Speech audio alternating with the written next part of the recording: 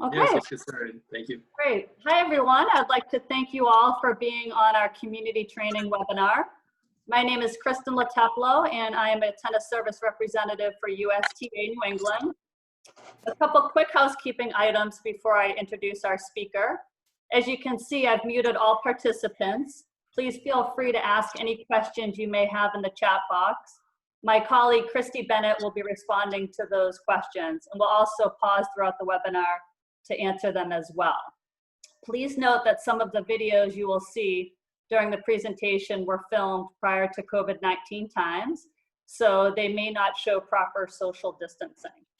I'll be recording this presentation and will send out to all participants. So with that, I am pleased to announce our speaker, Eric Driscoll. Eric is the Schools and Tennis in the Parks Manager for USTA New England. He has been with USTA New England for 20 years now. He is a certified elite professional with the United States Professional Tennis Association and certified with the Professional Tennis Registry. I could go on and on about Eric, but I know everyone's eager to get started. So without further ado, Eric, take it away.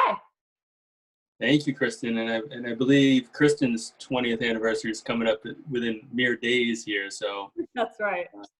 And also thank you, Christy, for being on here and taking all the questions. So thank you all for joining us here today. I see some familiar faces, or names, I should say, in the list here, and a lot of new ones as well. So I'm happy to welcome those of you who are that I've not met before, and to see some familiar names as well during this challenging time we're in. So we're happy to have this opportunity to do a virtual community training with you.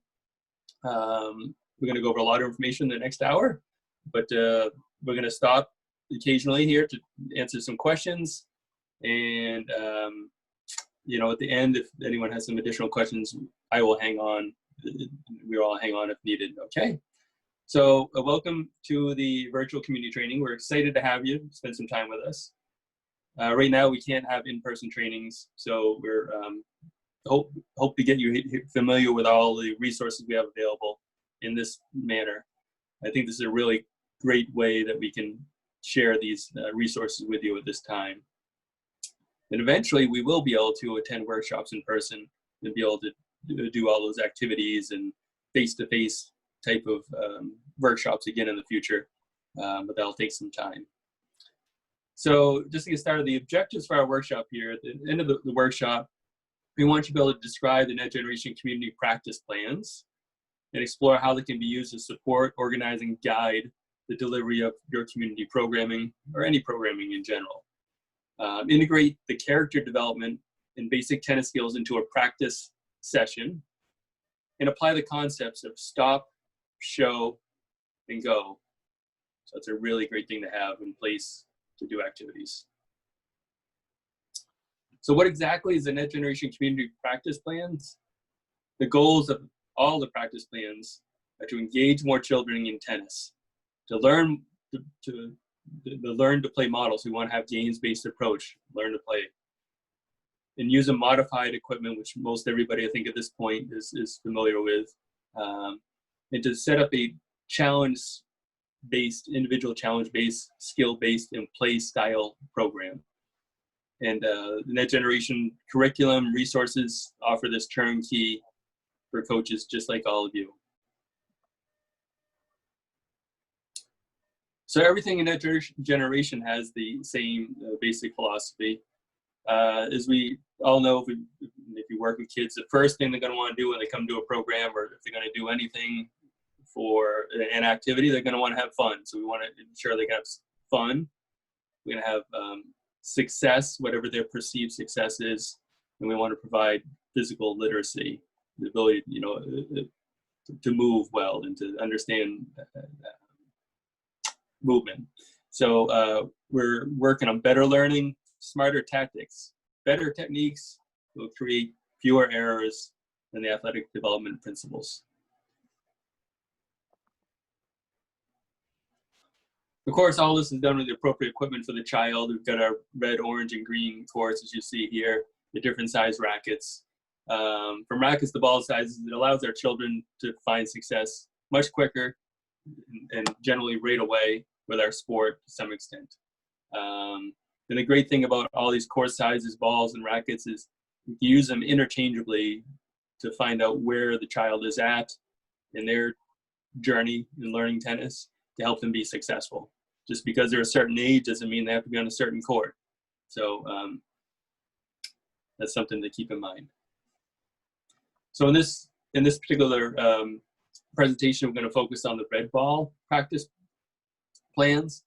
There are also plans for orange, green, for coaches or high school coaches. We have that available as well, and for schools.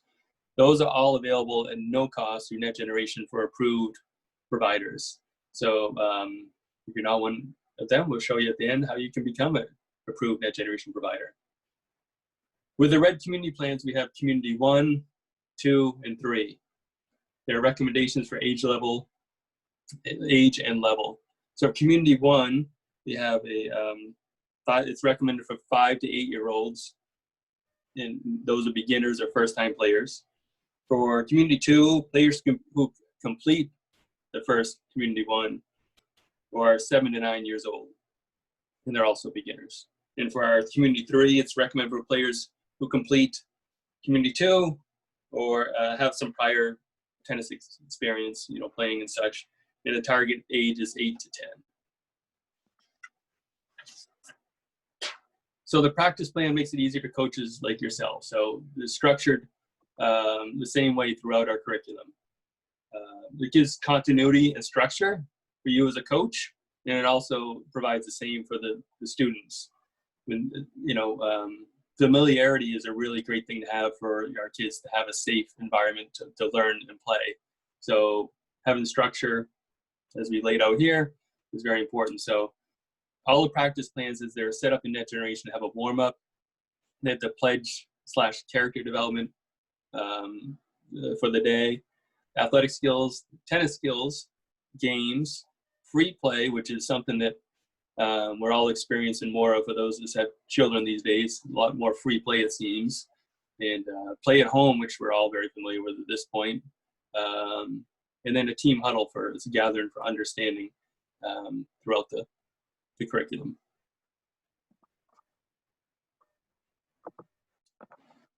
So each of the activities are also set up the same. So the levels of progression are helpful when you have players in the same class in different ability levels, which we all are familiar with. You may have 6 players in a particular session or program, and it's highly unlikely they're all going to be at the same ability level if they're beginners or intermediates or what have you. There's a luxury when we get them all at the same level. So how do we set it up? How do we set that up for them to have success and to help us move them along the curve of learning tennis? So every activity has the setup. We have the mission. What are we doing this for? The levels, the progression, our coaching cues. So you have easy coaching cues because in general, the less we speak with the children, especially 10 and under, and they see what you're doing and what you're demonstrating, and that's what they're going to follow. And what's the goal for our activity? What are we trying to get out of this? What are the students going to get out of this? So you also have plans at a glance. So you can see here that on the screen that we have all these plans here. This, lesson 1 through lesson 6, and all the breakdown of the progression of each lesson, from warm up through games and everything else. So at the beginning of the practice plan, you can see what the activities are before the practice, and this is set for you in the community curriculums. However, you'll see later that you can create your own curriculum and utilize what you already know and put in what works for you. Also, every practice has a theme, has a fun name that describes what we're working on. Here are a couple on the screen.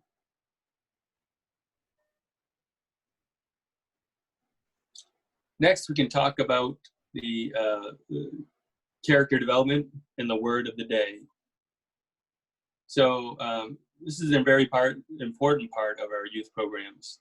It's an opportunity for us to talk about the life skills and how sports can introduce children to help them understand the concepts that are listed here. So we have listen, respect, teamwork, effort, responsibility, and sportsmanship. So these are kind of universal character development topics that that are integrated into Net Generation we want to reinforce. So each practice has the word of the day, like mentioned here, and throughout the session, the coach can ask questions that refer back to the word of the day and the related activities. So, you know, the character check-ins, the checkups, excuse me, and we can relate what's going on in practice to the word of the day. And you'll see a video later on that does that. One of the coaches do that in the video. Oh yeah, it's right here. So, so here's what the pledge and word of the day would look like. It's led by a community coach. And please note that the videos were done pre-COVID. And all the videos in here are done pre-COVID, so take that into account when watching this.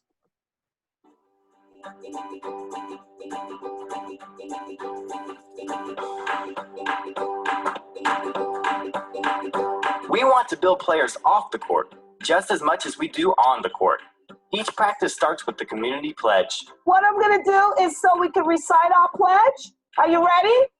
Okay. I will listen to my coach. Be nice to my teammates. Try my best. And have fun. The community pledge is a dedication that players make to themselves, their team. Oh no, the dreaded lag. Teammates, and coach. Community plans also incorporate 6 words of the day. Listen, respect, teamwork, honesty, effort, and sportsmanship. So our word for the day is listen. How do you listen? Ears, eyes, mind, and bodies. Okay. It is important for the coach to review the word of the day by asking the group what the word means to them. So how can you show someone you're listening? Making eye contact. Wow, you guys are just awesome. Respecting. Big words. Not playing around. Yes, great job. Appreciating them. You're awesome. Having players understand the word will encourage them to develop their character along with their tennis skills.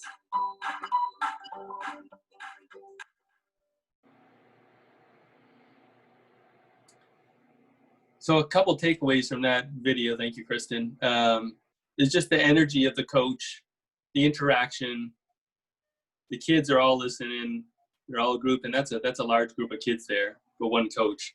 And you'll see later in the videos that she does have some helpers out there as well. So really important to remember as a coach. And the kids seem to be really engaged, so it's a fantastic resource. So here's what a typical practice plan looks like, which is available on your Net Generation app, which if you're a approved Net Generation provider, you have access to. You can also print this out and put it on a clipboard. Some people like to have that on a clipboard. Or you also, when you register as a Net Generation provider, you get a hard copy of the curriculum, which you can have with you, mark up. It's your own to keep for every ball color.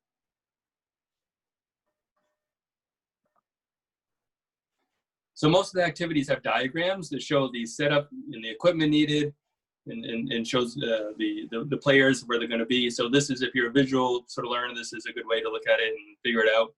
You'll also see later on here that the activities are broken down to 30 or 40-second videos. Not every activity, most of them are at this point. So you'll see that later. Throughout the practice plans, there are coaching cues to help you quickly and easily give positive tips to the children in your class. So these coaching cues are just little key things that help you connect what they're trying to get done with this cue. So it'll help them understand. Again, with the younger kids, the smaller the technical talk and the more showing and the cues will help them with understanding. So that's just something to remember. We don't want to get too technical. It's to start. because these are generally kids that at that age can't process all that. On the Net Generation website, there are videos for almost every activity, as I mentioned just a minute ago. And you can review them before the practice plans. You can share them amongst coaches.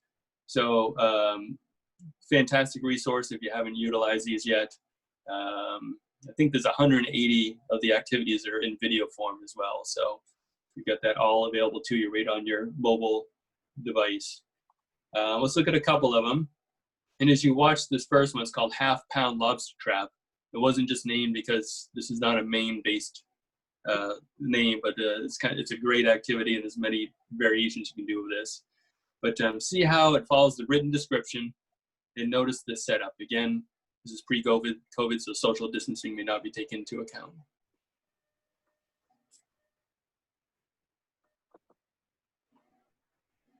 Oh yeah, and the volume's going to kick in here in a minute, so audio. And audio. This is Half-Pound Lobster Trap. Players are in pairs with a red ball and a racket. One player is the feeder, and one is the lobster. The feeder stands 8 to 10 feet from the lobster. The feeder tosses the ball to the side of the lobster, who traps the ball against the racket with his or her free hand after the bounce. The lobster drop hits the ball back to the feeder. For a two-hand backhand, hold the racket with the non-dominant hand at the top of the grip and trap with the dominant hand. When drop hitting the ball back with a two-hand backhand, drop the ball with the dominant hand and put both hands on the grip to hit back. Great. Something to notice there is the coach is not feeding any balls. It's partner-based activities. With COVID here, the sharing of the balls, that wouldn't be difficult to do unless those kids were in the same household or what have you.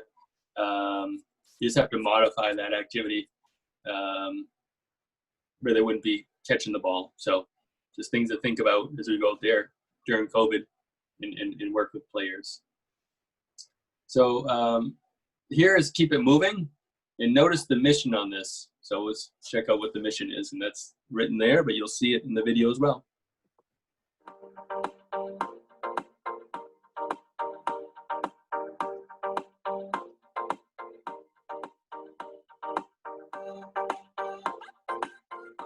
This is Keep It Moving. Two pairs of players are on the side of the net. Partners are positioned opposite each other, with the center service line acting as the net. Players mark court boundaries using throwdown lines. Players will start a cooperative rolling rally. The goal is to move the ball without overhitting. Let the players set a goal for the number of rallies.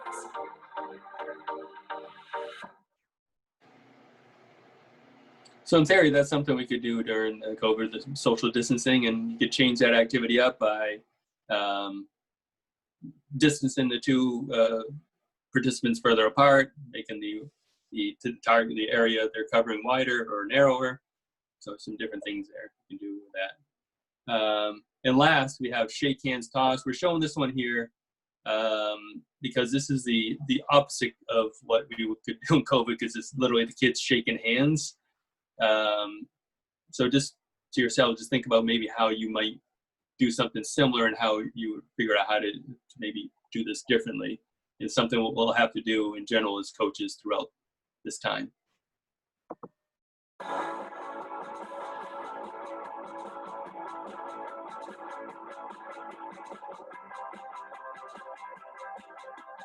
This is Shake Hands Toss. Players are in pairs, spread out around the 36-foot court with one orange ball between them. Players are creating a net by shaking hands, then tossing the ball back and forth. They catch with one hand after the bounce. Notice that an orange ball is being used since it is easier to catch with one hand than a red ball. After 4 successful catches, the players switch hands.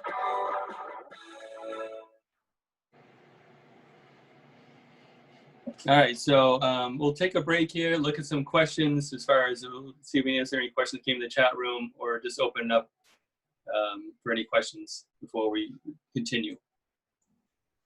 Do we have any at this point, Christy?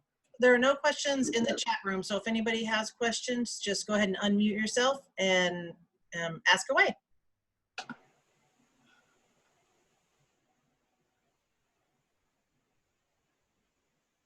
Eric, I just wanted to add, hi everyone, Natalie. So what, Oh, hi, Natalie.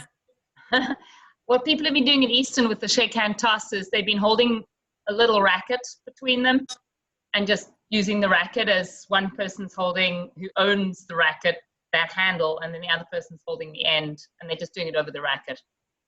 Nice. One thing I thought we could do with shake hands toss, something like this particular activities, have one child on one side of the net, the other child on the other side of the net. You could just drop it over the net as well. You know, toss it up over the net. That's a good one. Thank you for sharing that. Love to hear. Anyone else? General questions? All right. Well, hearing none, we'll continue on. So we're going to talk about station signs next. So these are available in the curriculum as well. It's a great way to have smaller groups work on individual activities. So during COVID, this is one of these things you can put them in smaller groups and set up a stations for them to work at and then rotate activities. And the station signs are cards available you can download from the Net Generation app or on the website and print them out, and it has the diagram and activity directions. So whether they learn these from week to week or you set them up in different stations, it's another way you can handle larger groups or to social distance even smaller groups. Another feature of the of Net Generation are the activity sheets that have been developed. Coloring books, word of the day, ad libs, STEM activities. So it's all there to help you deliver the program. Like, what else can tennis add to the children's experience here? How can we tie in other learning activities? They can be used during the program activities, summer camps, or they can take it home. So we have talked a lot about what's available to Net Generation and with Net Generation in the community curriculum. Now let's put it all together. You can see the puzzle pieces here. It's in the key ingredient. Guess what it is? It's you guys, the coaches. All right, that's our youngest coach there. He's coaching and taking red ball at the same time. Let's talk about all these fantastic resources. Previously, we talked about what to coach, and now let's talk about how to coach. And an extremely important part of any successful program is creating that positive environment, the positive learning environment, and by creating optimal challenges.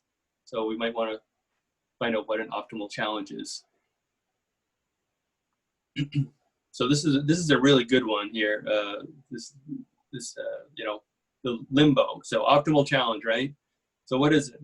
So something that is neither too hard or too easy. So you want to be in that sort of perfect zone of, I'm learning, I'm being pushed a little bit, but not too much. I can be successful. I can find some success with this activity.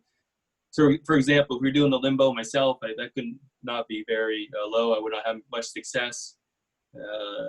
Us tennis players playing a long time, sometimes a low back, it's a little stiff. I don't know, all of you, but maybe me. So it would, but other people on this call might be great at the limbo and go much lower. So we have that bar set for whoever, what is your success level? So that's a great way of sort of thinking about that. And the tools with Net Generation help you achieve that with your players. So positive communication is important for our children, right? So on your screen, you'll see some suggestions here on how to ensure you provide a positive experience. And so provide encouragement. We want to make sure that we're doing that throughout, positive language. So that's something that we want to think about as we're doing this. Cooperative style questions, so open-ended questions. Praise effort rather than the results. Like great job. Keep on, you really moved well on that. Like whatever you can do to help them, reinforce their effort they're putting in it rather than the results. Obviously, you want to sometimes highlight a good result as well, someone who's doing well. Catch them doing things right rather than wrong. Point out when someone's doing something right. It helps set the tone for the rest of the group you're working with. Tell them what you want and then tell them what to do. So, and then eliminate any sarcasm. There's no place for sarcasm. With the kids, a lot of kids don't understand sarcasm, and probably shouldn't understand it either. So, and here's my challenge to all of you here, and to myself, is to eliminate don't, not, and no. So that's something to think about. Like, you know, especially during COVID, you know, don't touch that ball. You know, don't, you know, that's not okay, whatever. So just try to figure out ways to do that. Just do your best. So, well, positive verbal communication is extremely important. It's also important to remember that our nonverbal communication plays a huge role in creating that positive environment. So most, I think it's, I don't know what the stat is, but like 60% or 65% of communication is your nonverbal communication. So that's something to really think about. You know, make sure when you're out there and you're the leader of your program, you know, be relaxed, have an open body position, positive facial expressions. We don't want to be scowling or anything. You know, your tone of voice. You know, what is that? My daughter's always telling me about my tone of voice. She's 9, so anyhow, eye contact. You know, make sure you're bending down to the level of the children. You want to be standing over them. You know, it's just little cues like that that helps you, you know, be successful with communicating with the kids. Positive gestures. Those are all things to think about here. So here we go. Stop, show, and go. I like that. Red, yellow, green. So it's important to show the children what an activity will look like, right? So they need the framework of what it's going to look like. They'll do a good job of copying what you do, and that's the good news and also the bad news. If you don't show them what to do correctly, they're going to do what they see, right? Many times they're not listening to the words, they're watching you see what you're doing. And some of them I know do listen to the words as well, but make sure you're doing your best to do the demos as best you can. So remember, stop, show, and go. So first is to gather everyone so they can hear and see you, right? And make sure that there's no one behind you, to the side. If you're demonstrating a grip or something, that they can see your hand, all those type of things. And demo as perfectly as you can and with few words. And be aware of safety continuously throughout your program. That's something, you know, what's the distance between players? Did I set a marker down on the ground to make sure that you can tell the players, stay behind this until the player's done, and then reinforce, you know, that activity. When you see someone doing well behind there, you can reinforce the positive activity. Like, really great job waiting for so-and-so to be done. Now it's your turn. So stop and start an activity by saying when before what. And check for understanding before saying go. So if you set that up, it'll give the kids the structure within the program to understand when they're going on to a new activity. So next we're gonna have a video here. It'll demonstrate go, and watch how the coach gets everyone set up and checks for understanding. This is called make them move. All right, everyone come on over. We're gonna do some warm-up activities. Okay, so this part, you're going to break everyone up into groups of 3, okay? So let's do this. Let me get Stacy and Newland to be my peeps. If you can come over here with me right here. And the rest of you, maybe let's move a little bit further down over here, okay? And keep in mind, you'll be in groups of 3, so you'll be somewhere else, okay? Stacy, would you like to be my volunteer? Excellent. We're going to make a move, which is catching with one hand on each side of the body, okay? We need a throwdown line. Oh, sorry, you take the ball. My bad. I got the throwdown line. And Stacy, if I can get you about right here. Okay, 5 feet apart. And what you're going to do is toss side to side, and I'm going to let it bounce and catch it. And you just move me side to side. I'm going to catch with one hand on each side. Can you do that? Ready? Yes.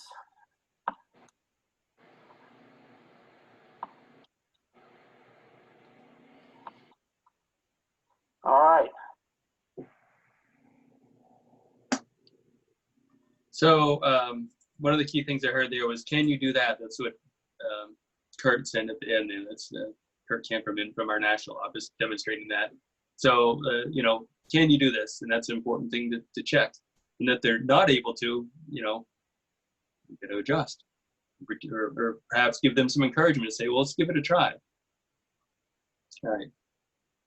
So next,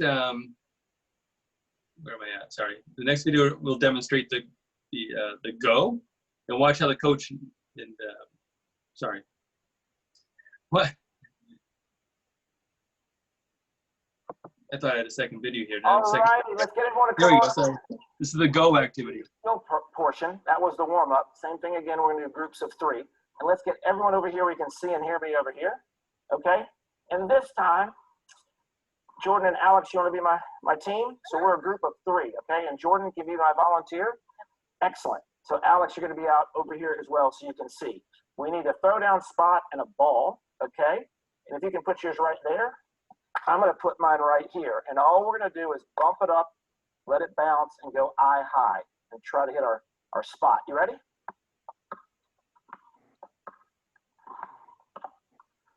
Excellent. Next step, with a partner. You and I together. I'll put my ball up. We're going to hit alternating to that. So you go first, and I'll go second, and keep going. Awesome. All right. Now, if you can come over here for me, Jordan, right here. Okay, I'll get this out of the way. And we're going to hit over the line like it's our net.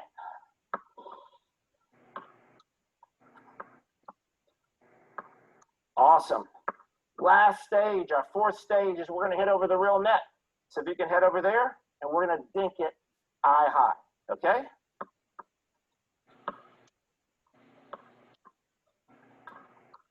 Excellent. So notice the cues there and a couple things. We're going to hit it eye high. We showed the 3 different stages of the activity.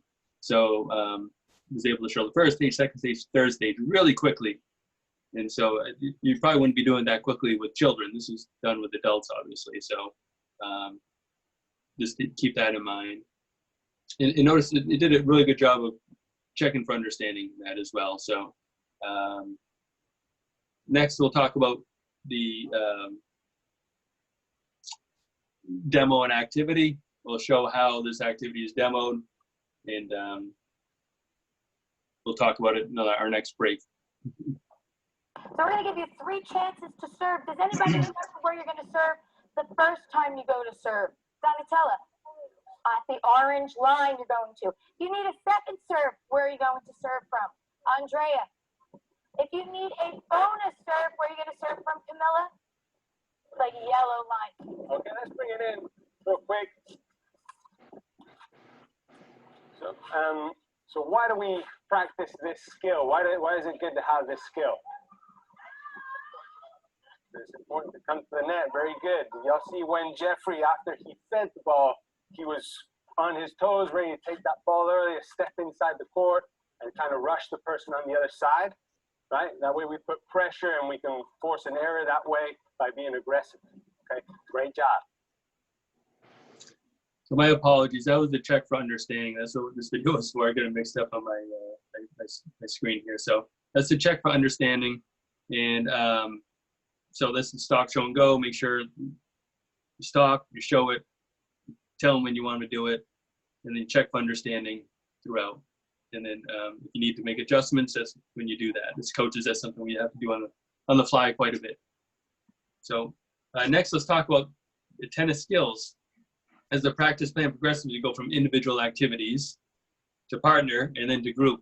So let's go over each one. So the first one is the individual skills. We introduced individual skills. So that's, things we can do on our own. And it's great right now for COVID because you don't have to partner with anyone to do the activity. And there's many different individual skills you can do to help the children with their development. And then you can do this in stations as well. So it's another good way to do station learning. And then next we go into partner, which includes the teamwork portion here. And it introduces some problem solving because we're going to be doing, interacting with another person and figuring out how to cooperate and such. And then we continue to add some game components there. And lastly, we have the group where we can play a game, we learn how to rotate players and utilize more game-based situations. So this is all within the same curriculum, but this is how we progress through that.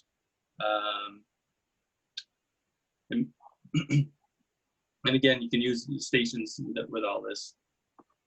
let's talk about how it might look. So we got our stations here. This video will give you a good idea how it could work in your program or your community setting. So check it out. Again, done pre-COVID, so you're going to see a lot of kids grouped closely together in this one. Stations are great for both coaches and players. I'm going to break you up into groups. So let's go. 1, 2, 3, 4, 5, 6, 7, 8. Coach T, here you go. Using a station format allows a coach to only focus on one skill for the majority of the practice. There you go. How can you get it to go farther? More, hit it a little harder, right? There you go. Stations allow first-time coaches to build their confidence in leading tennis activities. Coaching cues can be found in the manual. Stations should be created around the playing area a safe distance apart. Have a coach or volunteer at each station to direct the activity. Y'all know how to walk the dog? Listen up, listen up. You put the ball on the ground, put the racket on the side. Remember, on the side, and you're gonna walk it all the way to your spot.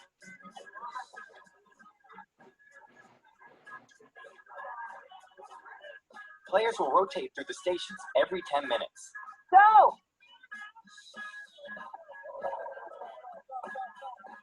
This will prevent players from getting bored with one skill.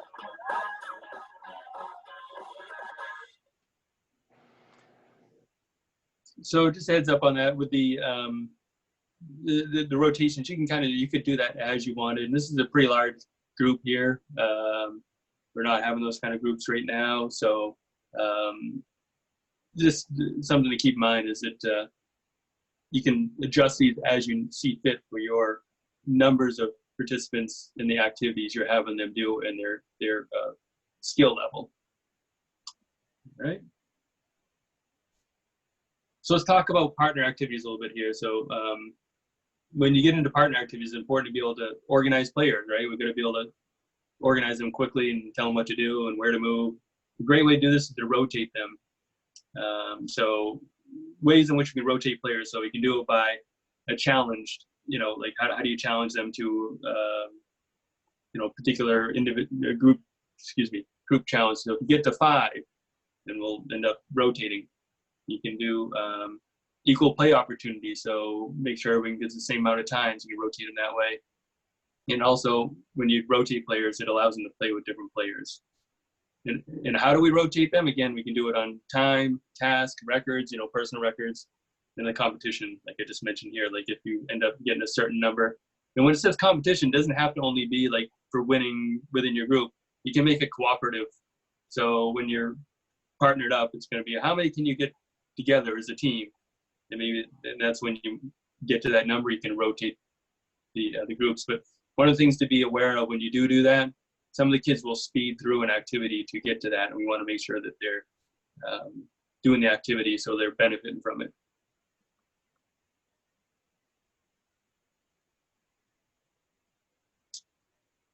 So in the partner activities, we can the partner activities can be done with game components. So if we want to add in the game components, like we put out before, you just showed, you can use cards, clothespins, and what have you. The time, we just mentioned the numbers. So the clothespins can be done for scoring. So if you get a point, you get a clothespin. You can flip it on the court yourself.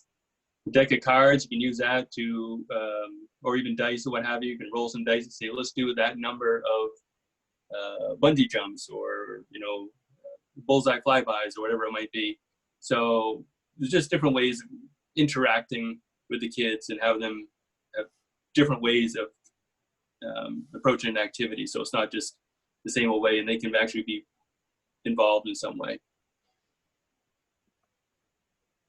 So again, we'll stop here for, and we're going to check for understanding, just like they do in Net Generation. So check for understanding, questions. Maybe let's stop, show, and go. Anything on that, let me know. So nothing in the chat box right now, so go ahead and unmute yourself if you have a question, please.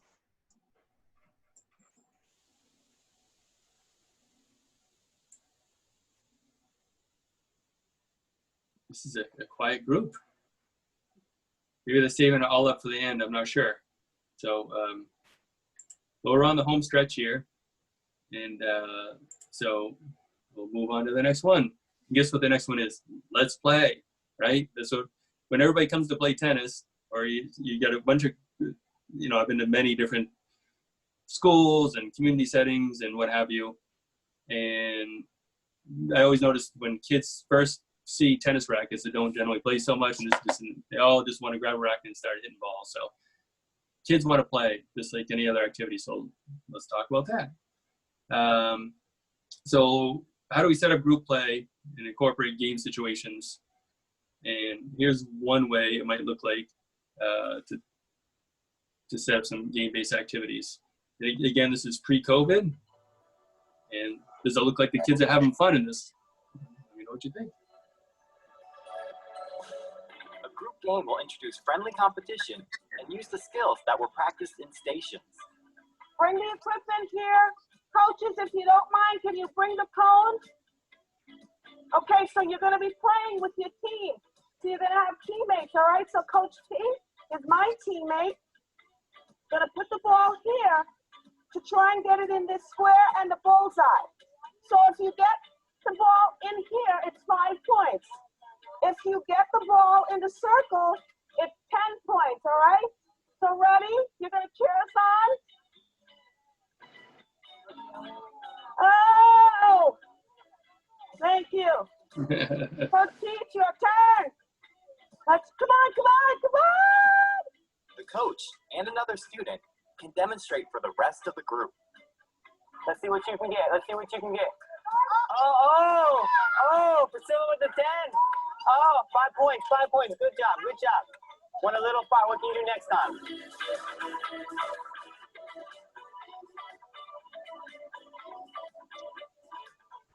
Nice job. Good hat. High five. Good job. So I want to reiterate a little bit here is that this is the red curriculum. So for all wondering, boy, we know when do we get to like other types of activities or game-based activities? Like you're thinking, my 10-year-old student here is not going to be. This is red ball. So 5 to 7, 8 years old, first-time players. Just basic activities. This is the first level of red ball that you're seeing in these videos. So the activities are progressed through the different ball colors and age levels. So there would be more dynamic as you get further along. Also in that particular video, notice the enthusiasm from the coaches. They're very enthusiastic. They're demonstrating the activity. The kids know exactly what to do. And it gives them an opportunity also to help them with any sort of corrective measures. I saw one of the kids is, pushing the ball like this. They want to have the racket on the side of their body so they could just, little cue, side of your body. So that can help them out. That's available within the curriculum. Did you notice also the verbal, nonverbal communication there? So the body language and the excitement. So this is something to key on. And as children, so let's talk about the introduction to play. So we have a thing called the Team Challenge, which is a really cool activity and an opportunity for the kids to play in an environment that is low pressure. They can practice their skills. They can work on teamwork. We don't keep score in this as far as like a general outcome, but it gives kids an opportunity to play tennis within the program. Kids they're familiar with in an environment that they're familiar with. So it helps with the engagement, with the social aspects. The kids are learning to play. They got to get out there and do some playing. It keeps them active. It keeps them focused, because if they learn these activities and they're not getting the opportunity to play, they may say, why am I hitting balls or doing these different things? I just want to play. So it's a great thing to incorporate within your programs. And we try to do that, set the kids up for some success. They have competition with similar levels. So within your programs, matching up with kids that are of similar ability, at least some of the time, because obviously you're not going to have kids with the same ability within every program, and you're going to have a variation, but just something to keep in mind as well. So we talked a little bit about safety earlier, so let's touch base on a little bit more here. So it's important to make sure the spacing on the court is kept, that we get the kids safely spaced between themselves. Your children with rackets can be a challenge, and you need to make sure you set the ground rules with them. when we do workshops for teachers and such, and community training such as this, we tell the teachers, if you're talking for 30 seconds or less, the kids can hug their racket and they can store the ball somewhere in their pocket or on the ground or what have you, so they're not picking at the balls or throwing them at someone or spin their rackets around where they could hit someone or what have you. If you're going to be talking longer than that, just have them ground the racket, put it down on the ground so it's out of their hand. That's a couple just basic things here to keep in mind. And the new area obviously is COVID-19. We can think about that. So first, you need to make sure you're following any state, local guidelines. I know that throughout our country now they're different, obviously, given where we're at in the phase of recovery. So just make sure you're doing that and make sure you're following that in your communities, so to keep everybody safe. And obviously, tennis is a safe sport when the proper safety measures are put into place because of the social distancing and such. We're in a pretty good space compared to some other activities. So next, let's talk about Tennis Industry United. You may have heard about this if you're involved with any of these organizations. Obviously, we've been helping providers of every kind all over the country navigate the environment as best we can during this time and help them stay safe. And through the Tennis Industry United initiatives, tennis groups have come together to help in the relief, recovery, and rebuilding phases. So there are wonderful resources aimed at, to help individuals and facilities get through this difficult time. And all the organizations are coming together to do this. It's my understanding that this Tennis Industry United is going to not just be during COVID, but they're going to continue on doing these type of collaborative activities for the tennis industry moving forward, which is great news. There's also guidelines to help you navigate providing the safest situation possible for all the participants in your program. If you haven't seen it, you got the infographic here on the right for playing tennis safely, which is fantastic. You'll be getting that after the fact. We'll be sending out resources that pertain to the presentation afterwards.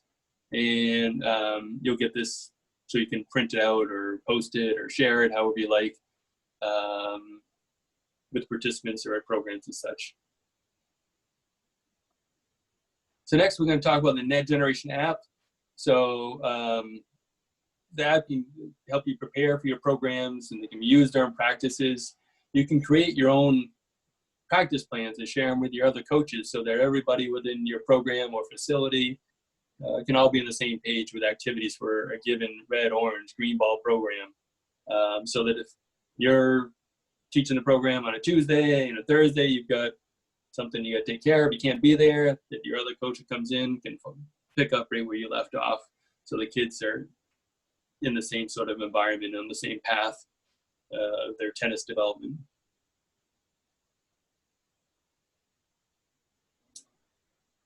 So next we got, how do you gain access to the mobile app? That's the next slide, thank you. So you've got to complete your Safe Play program. We'll be sending you the link with the information on how to do the step-by-step to go through the Safe Play process. It's all for free. And then once you're Safe Play approved and do the background screening, which is part of that process, you can download the Net Generation app at the iOS or Google Store. So next we're going to show it's 4-minute tutorial on the app. It's going to go by pretty quickly though. And it can show you all of the resources and everything is available with it.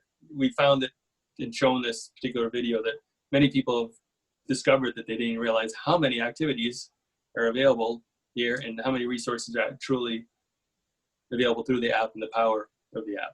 Here we go. Welcome. We're going to go through a quick tour of the Net Generation app. We've gone through how you would get access to the app. As you can see, it's there along with all my other apps. I just click it. It comes up. We're going to go to Explore first. You can see all the videos on the top. Also has the buttons that will be there depending on the type of access that you have. As community coach, you would be able to see all the communities and the school's activities. If we go to community, you can see the practice plans. It has all of the practice plans, red, orange, green. It has a wheelchair, and it has the coaches plans if you clicked on the coaches tab. So we're going to look at community red, and you see that it has all of the chapters there. If we go to chapter 1, meet the ball, we can scroll down, and all of the activities that we went over previously, the setup, the mission, character development, tennis skills, has the character checkup, coaching cues, all of this that you can take out on the court with you, show your players, to show the other coaches. It has the diagrams, also has videos embedded right in there where you can show it to the children, show it to the coaches. Those are for all the activities. As you can see, it's got the stations, so it's got everything you might need to review what's going on for that day. So now we're going to look at skills. You can also find activities by skills.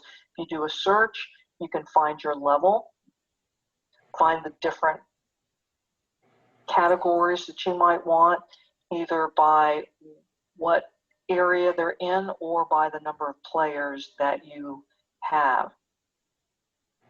We clicked on Bullseye. You can watch the video as well as see what the description is. Again, another great tool to have as you go out on the court, show your players, to show your coaches. You can do the same thing with skills, do a search, do the different categories, and they're designated by colors. We're going to go back to the main page, and we're going to click on Tools. And here you can see you can actually build a community practice plan. You would go in, you would choose the different skills that you have. So maybe this was every player gets to pick their favorite activity. I would name it. If I have a plan there, I could share it with the other coaches. You can see I have a shared plan here that Alana's test shared with me, and we can make up our own practice. Again, great thing to have, fun thing to have for coaches and for the players. Now I'm going to click on Connections. And with Connections, if you have a player that you've connected with, then I can add progress for this young player. The one feature I really want to show is the badges. The badges is a great thing for effort, universal. We've got footwork, all types of cool badges that you can send to players. I can also provide feedback. It has them preloaded for you so you can send feedback to that. So one coach per player, so the lead coach of your activity would do that. And that is the Net Generation app.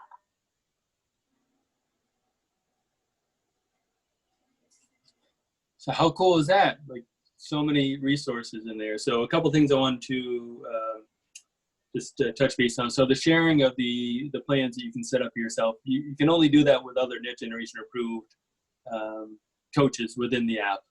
So for instance, with Tennis in the Parks, I've created a summer plan, COVID plan, so that I can send it out to all the coaches so they have all those resources right in one place, and you just click on the videos and what have you. So I share with all my Tennis in the Parks coaches so they have that during this time. As a coach, you can do that with set your own up, do it within your own programs. The showing players right now, that might be a little bit difficult given that the social distancing and such. So that's just something to be mindful of. The badges are really cool once you can connect with the players. So when you connect with players, you're actually, for players 14 over, the parents have to, you know, you got to go to that, excuse me, 13 and younger, yeah, the parents have to approve that. 14 over, you can connect directly with players as well. So just a couple things there I wanted to point out. So what's next for you? So, of course, we hope you accept the challenge, and many of you may already doing this, and introducing this amazing sport of tennis to young children. Next slide. There we go. It's right there. Thank you. So I know many of you are already out there working with children, but we hope that this is going to help you do it even better, more effectively. You're going to find new resources to use to help in your programs. So it's very important through all this that we also connect the dots and help children continue on their path, whatever that might be. So once they have some skills and they're, you know, starting to play tennis, we connect them with schools opportunities, with teams at their middle school, or you know, how do we get kids from in schools to our local programs, and to get kids that are participating in one activity of your local program to get on to play some team tennis or tournaments or whatever once they're ready for that. So this is going to help them connect the dots. You know, I'm a firm believer, and if we promote tennis in every way we can and include as many opportunities available for our, you know, make our students and parents aware of many opportunities that are available out there, they'll pick and choose what they want to do and where they want to go. But the more they know, the more it empowers them to do that. So next we'll go on to the resources. And so we've got the community practice plan. So we went over that. We have the wheelchair curricula that just got done, which is really, really cool. And we have an adaptive curriculum that'll be coming soon as well. You have the videos, the Net Generation activities that you've seen here. You got this community workshop video we'll be sharing with you afterwards, so you can watch it all again. You can, and then we'll have in-person trainings at some point again when we can. And then you've got the app. You got us as a section. We'll be sending you the link to all the section contacts here for our staff. So wherever you might need to get in touch with someone, you'll have that available, no matter that's community, leagues, or competitive, whatever it might be. You'll have resources to connect them, including diversity, inclusion, everything. So that ends our time on the presentation here. And I'm looking for questions and opening up to the group here. So please feel free to share anything. We've got a little bit of time, and I'm happy to hang on as long as people would like to talk or discuss anything that they saw here or they might be doing in their community. You might need some assistance with or some advice on at this point. Do we have anything in the chat yet? Do we have one chat question? There's nothing in the chat right now. So go ahead and unmute yourself if you have any questions or comments, please.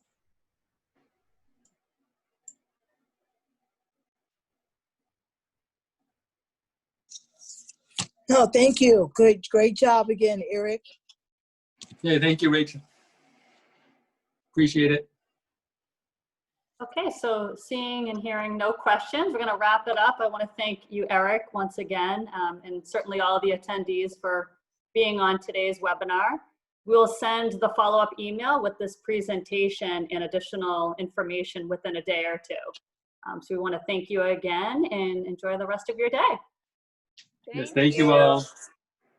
We look forward to seeing you guys out on the courts and out about, and feel free to reach out with any questions, concerns, or anything else, all right? Thanks, Eric. Thanks for letting me be on. You're welcome. Thank you for jumping on. Say hi to everybody Eastern. Thanks. I will. All right.